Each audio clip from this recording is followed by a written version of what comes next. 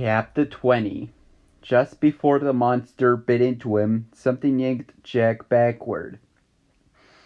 The teeth had an entire body of a gargantuan wolf passed within an inch of Jack's face as Philip pulled both himself and Jack to the ground and out of harm's way. Even before Jack hit the ground, Philip had bounded back to his feet, almost faster than Jack could see. Jack followed suit as soon as he could, standing with much less grace than the prince had, though at least he had his sword ready. The wolf creature, if that's really what it was, stood almost completely still in front of them, the only movement coming from its chest as the creature breathed. The wolf was enormous, its size so unnatural that the creature couldn't possibly be anything but magical. The wolf's head came up to Jack's chest, and its body was at least as long as Jack was tall. Yet the creature had moved silently, without even a whisper of wind. Its fur almost glowed in the light of the sword, black as a starless night. In fact, the only color on the wolf were its eyes, which burned a fiery red as they stared at Jack's sword. For some reason, the wolf actually seemed to shy away from the sword's light, baring its teeth as its eyes locked on Jack's weapon. "You have that sword," the animal growled, its voice like gravel scraping over rock. "And you kidnapped the princess. Betrayers, villains.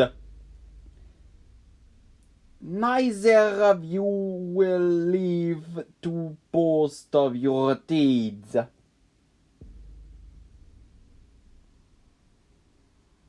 Jack glanced in surprise at Philip, who looked at least as confused as Jack felt.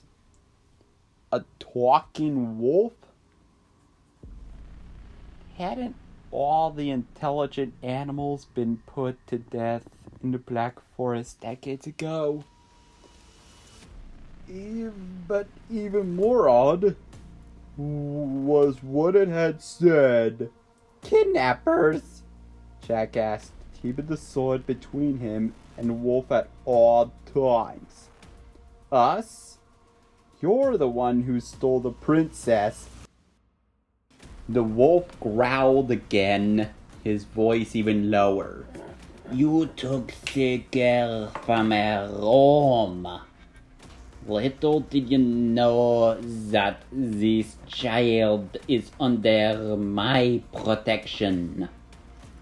It took a step toward them, forcing Jack to swing the sword in a large arc, just to remind the creature of the weapon. The wolf still seemed very wary of it, though less so than it had been. The monster's anger was giving it courage. That wasn't good. It looked like they didn't have long before it attacked, sword or not.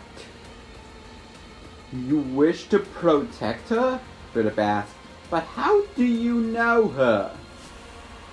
"I do not explain myself to such as you," the wolf snarled.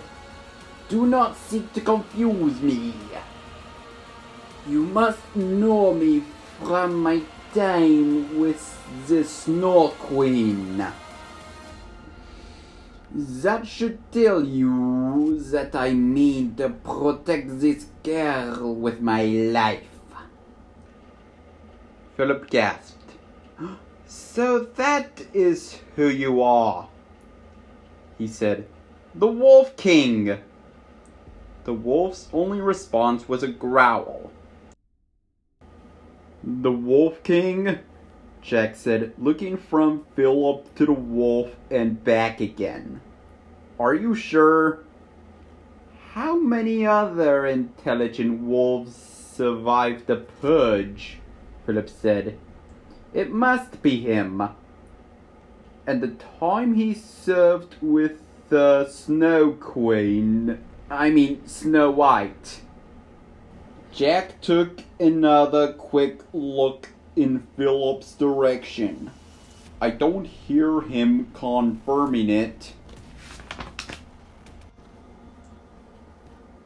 The fact that you can hear him at all should confirm it, Philip said. Is the Wolf King not the last of the animals gifted with speech? The wolf growled again. Then they quickly turned back to him.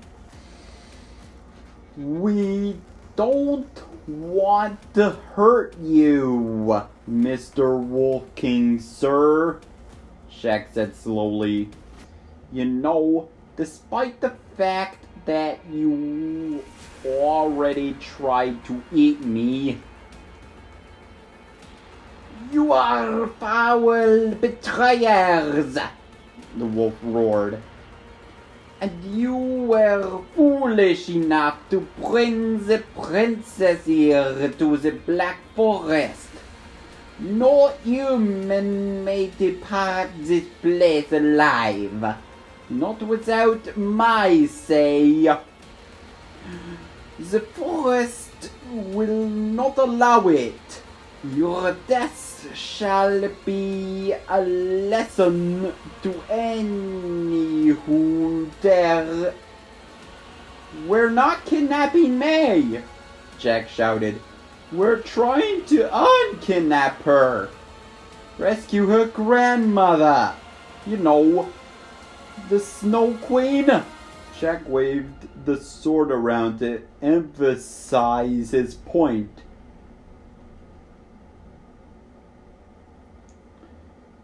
May, her grandmother, Snow White? Her grandmother told the princess to come here for help. Suddenly everything clicked into place for Jack, and his eyes went wide. She must have meant for us to find you here. That explains why. Forget it. Either way, we need your help. Snow White's been taken by the Wicked Queen, and we're rescuing her. Jack noticed Philip staring at him with a stunned look. And it occurred to Jack that neither he nor May had ever really explained to the prince who May's grandmother actually was. Still, they could wait. The wolf had stopped growling during Jack's explanation and was now staring thoughtfully into space. Snow White, the wolf said slowly, was taken by the Wicked Queen. And this girl is her grandmother. It slowly padded toward them. The girl's grandmother was taken.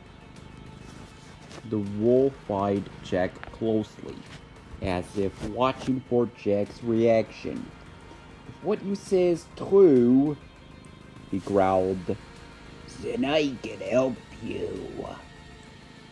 Then I will help you. First, Jack said, we need to know where the princess is. She is safe, the wolf responded as he sat back on his haunches, his eyes twinkling.